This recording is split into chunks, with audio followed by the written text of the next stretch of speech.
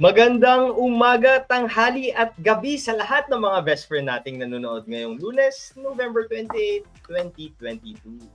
Umpisa na naman po ang panibagong linggo. So, kumusta ang inyong weekend dyan sa Pinas? Last week po dito is Black Friday. So, yung mga sales until ngayon, may mga sale pa rin po. So, sa mga hindi pa napag-shopping dyan, pwede pa kayong humabol. Dapat ang casual news sharing natin hindi boring. Sali kayo sa usapan, mga best friend. Kaya kung meron kayong gustong i-share o ipa-shoutout, just comment or send a message sa live chat. At kung talaga naka-online na kayo, magbalitaan tayo.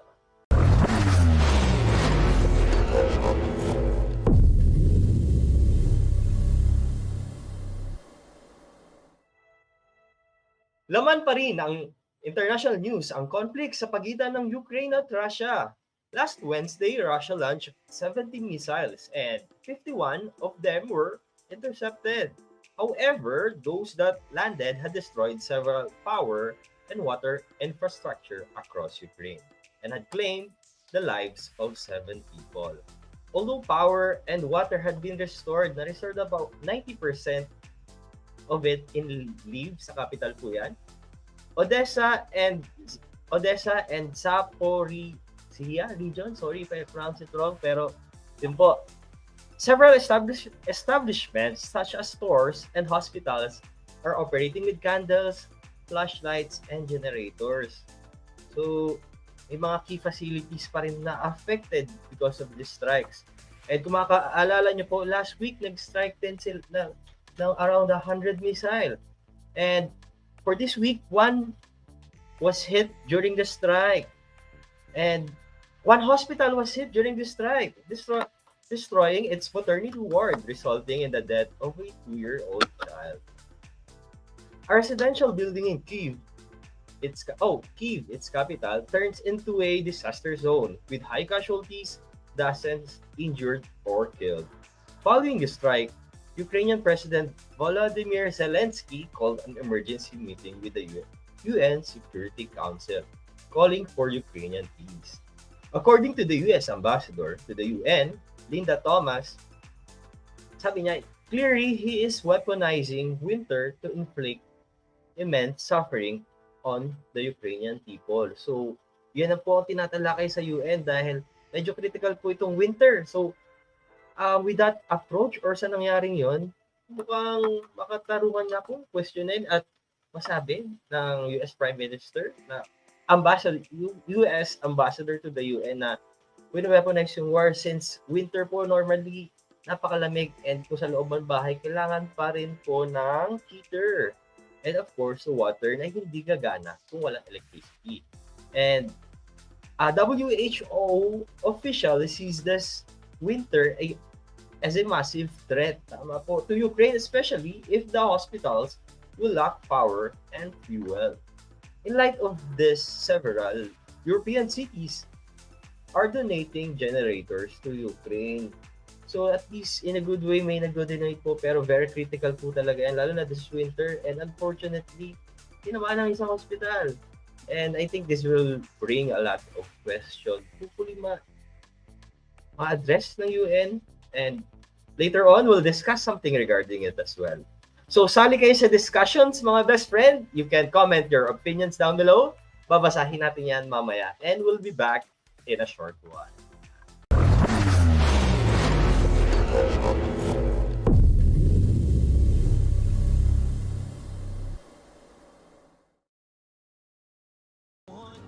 Uy, mga best friend! Si Rani Raimundo po. Tara mag-banding tayo at magsayahan sa Tara Oil Tayo. Every Sunday po yan. Peace everybody. See ya. Tara Oil Tayo.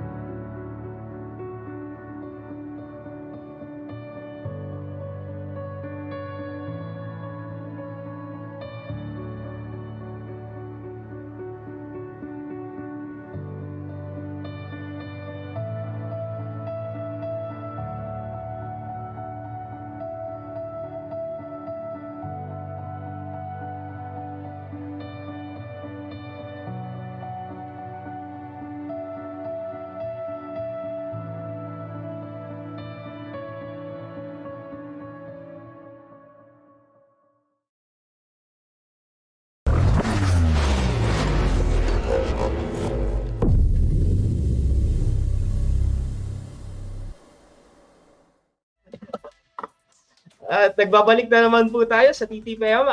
Ako po ulit si Stefan and nandito pa rin tayo sa Tambayang May Programa. TTPM ACT, tulong-tulong para makabangon. Sama-sama sa pag-ahon. Tuloy-tuloy para masaya. And magbalitaan naman tayo tungkol sa growing protest in China over COVID. Over zero COVID restrictions. As a wave of protest sweeping China had reached Shanghai, people have been demanding the end of lockdowns and for the Chinese leader Xi Jinping to step down. Lockdowns, testing, and screening, together with quarantines, are being imposed as part of the zero COVID policy. According to CNC News, China shows no sign of budging on this matter, as on the second day, China had reported its highest number of cases since the start of the pandemic, with more than 30,000 cases reported. So I think this fueled the um, zero COVID policy. Syempre, sorry, nabubot. So, syempre, since tumaas na naman pala ang case, nag-spike, this is very high, this is alarming. And of course, yun ang nag-respond ng government. And yes, the government had respond with more lockdowns and quarantines, and these add up to the frustrations of the people. Also, yun po, kung makikita nyo sa ating screen, also there were clashes at several companies, such as Foxconn. This is the largest iPhone manufacturing company in China and in the world, if I'm not mistaken. So workers are protesting over their pay and the COVID rules at the plant. The protest was sparked by a deadly apartment fire on Friday night at Xinjiang, resulting in the deaths of 10 people, including 3 children. Most parts of the region had been on lockdown for over 100 days. So yan po, kung makikita nyo, that's the fire. And there was a circulating video. This is it. The fire showing that the barricades and COVID lockdowns measure were very likely delayed the firefighters from getting near the scene. Oo nga po, no? Kung makikita nyo, halos parang hindi umabot talaga. Or at least on this angle, hindi umaabot. Bakit na short? And delayed the firefighters begin getting near the scene with water to extinguish the fire. Their effort was barely touching the raging blaze from that distance.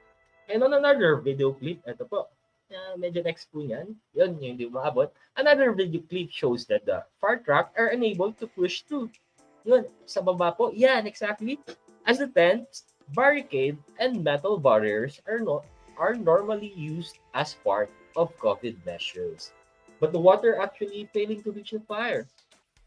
Well then, according to CNN, this tragedy struck a chord the public as those died in the fire were most likely have spent at least 3 months. So matagal na rin pala silang, we could say, confined in that building, if not entirely.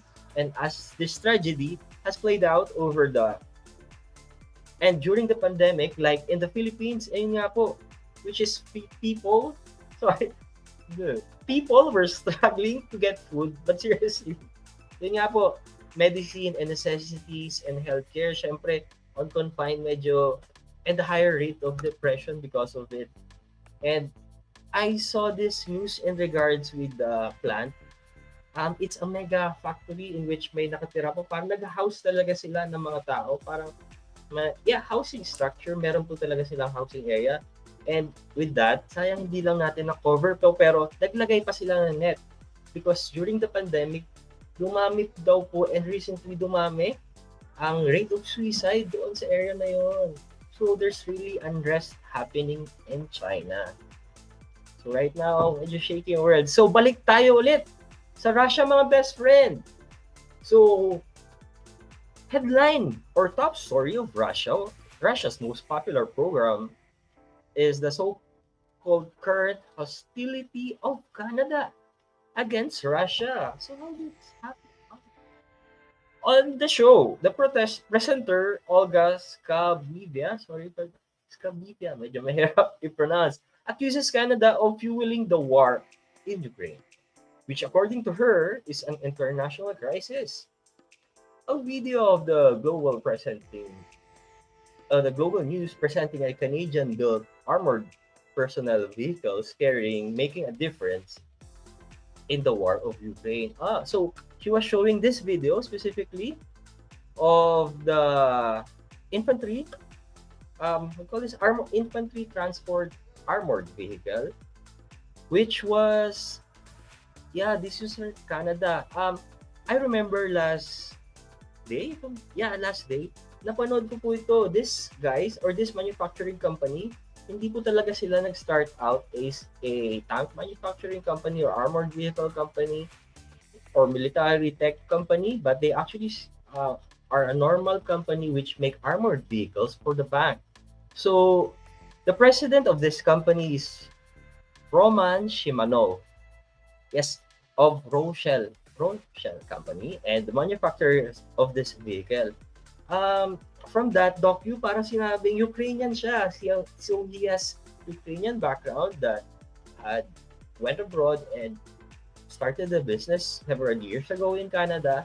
And ang sabi doon is, I saw, hi best friend Philip. Hi best friend. Sorry, di ko mabasa. Jing Bernal. Hello mga best friend. Hi best friend Jing. Thank you, nakahabol ka.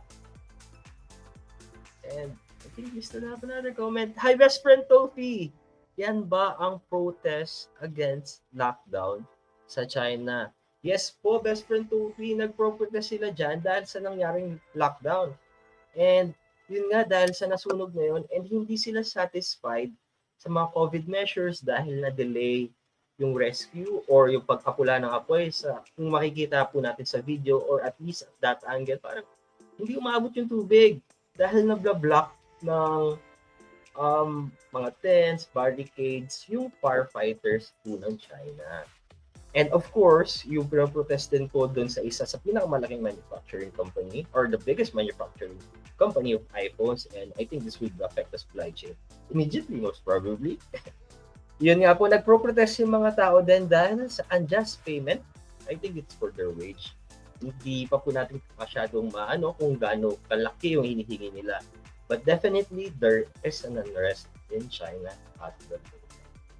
And getting back to ulit dun sa manufacturer, so he was Roman Shimanov was a Ukrainian who had put up a business, and ang mga kinukuha niya po ngayon, and several of his employees, holders, are Ukrainian refugees from Ukraine itself affected by war.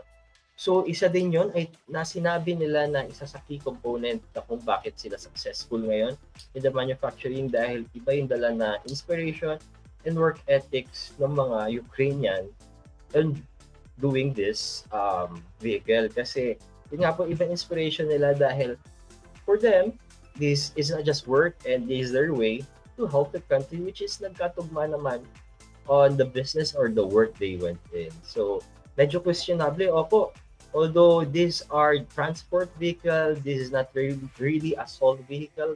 These are more on rescue and of course, medical missions. Pero yun, may question nga naman ng Russia na kung bakit from another country.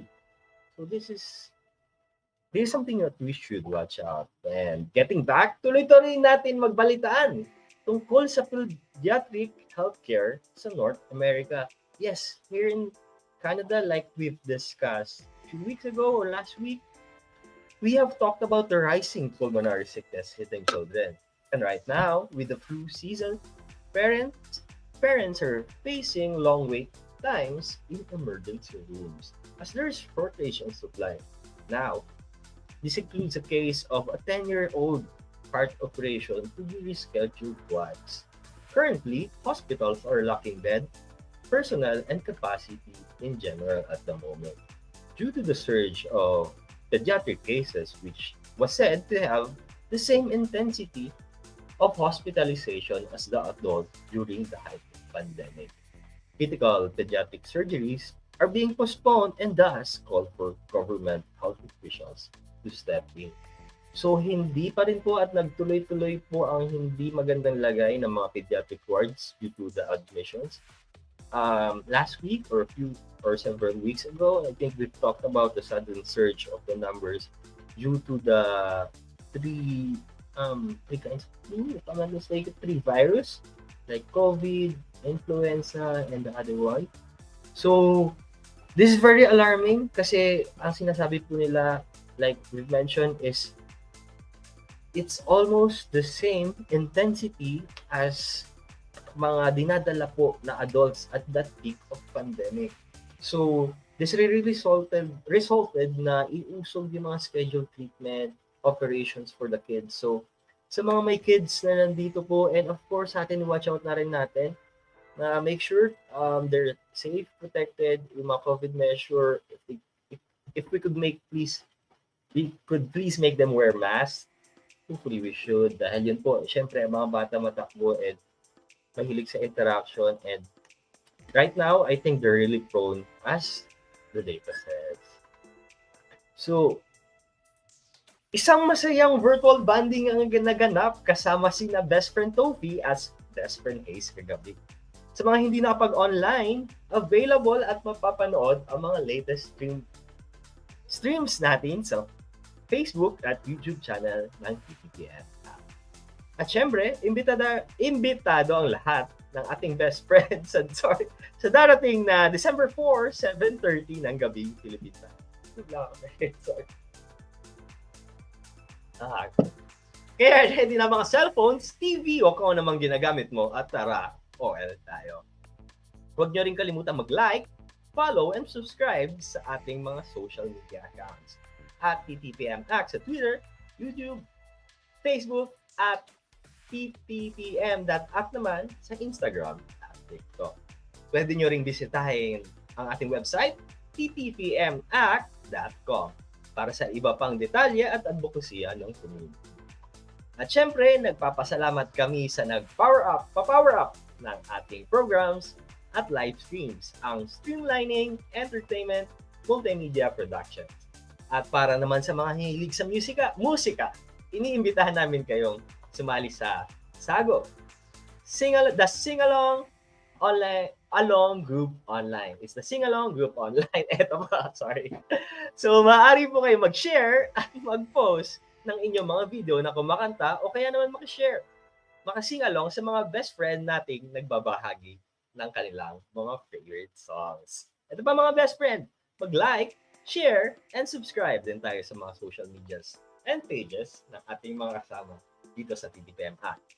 Kaya best friend Tofi, online best friend mo, kay best friend Hayes, best friend Philip, at sa aking mga social media accounts. So sa darating na Webes, huwag po natin kalimutan, kasama natin si best friend Philip dito sa ating casual news sharing program na hindi boring, Magbalitaan Tayo. And we have a great week ahead. Stay safe, guys!